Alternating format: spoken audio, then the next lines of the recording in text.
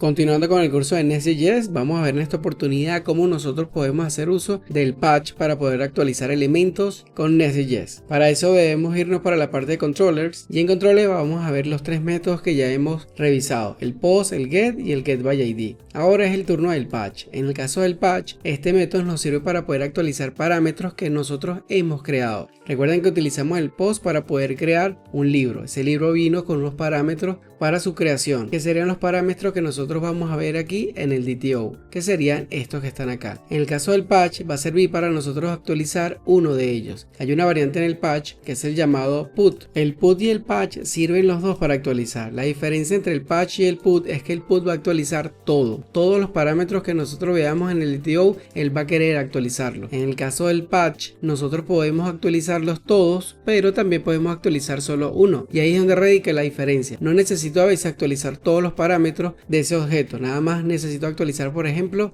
el autor, el nombre, entre otras cosas más. Entonces el put no tiene cabida allí, por eso es que se utiliza más el patch que el put en algunos CRUD que hemos visto nosotros en servicios de backend. Ya viendo la diferencia entre el put y el patch, vamos a utilizar el patch porque vamos a hacer la actualización de un parámetro, y como vemos acá, el patch puede tener un ID a través de la URL. Eso quiere decir que como parámetro le enviamos el ID para que identifique el objeto que queremos nosotros actualizar. Ese ID va a viajar como un parámetro para el servicio y lo vamos a ver a continuación. Sin embargo, también el patch recibe en el body, a diferencia del get y que también lo hace el post, recibe en el body los parámetros que nosotros vayamos a actualizar. Entonces, una cosa es que la URL va a viajar el identificador para saber a qué objeto quiero actualizar, y en el body van a venir los parámetros de los cuales yo voy a actualizar. También vemos acá que el patch hace uso del DTO. En el caso del DTO es porque el DTO que nosotros vemos acá, el update book DTO, se basa en las cosas que tiene el create DTO. ¿Qué quiere decir? Que cuando nosotros creamos un objeto, creamos el objeto con ciertos parámetros. Esos parámetros yo puedo actualizarlos todos o puedo actualizarlos de forma parcial. Entonces puedo actualizar uno de ellos o todos a la vez. Por eso que el update y el create en el caso del DTO siempre están relacionados. Y en el caso del controller nosotros vamos a hacer uso de ese update DTO para saber cuál parámetro vamos a utilizar. Finalmente lo que vamos a hacer es uso del servicio, donde le vamos a pasar el ID y le vamos a pasar el DTO o los parámetros a actualizar. Nos vamos al servicio y vamos a buscar la función update. Y cuando estamos aquí en servicio vamos a ver que tenemos la parte del create, tenemos el find all, el find one, y ahora vamos a ver el update. El update lo que hace ahorita es retornar un string, pero no nos va a servir porque nosotros queremos que nos regrese los parámetros que nosotros hemos actualizado. Voy a reemplazar esta línea de código, y una vez reemplazado vamos a ver acá que lo que hace estas tres líneas de código es encontrar el ID que nosotros queremos actualizar, o sea, encontrar el objeto para actualizar a través del ID. Luego de obtenerlo, lo que vamos a hacer es asignarle esos parámetros a ese objeto. Van a ser todos los parámetros o uno de los parámetros. Eso lo vamos a ver en la práctica, y luego regresamos ese mismo objeto para que nosotros lo veamos en el cliente. Y ahora, como estamos en la parte de nosotros actualizar, necesitamos información. Aquí voy a quemar cierta información que ya hemos visto antes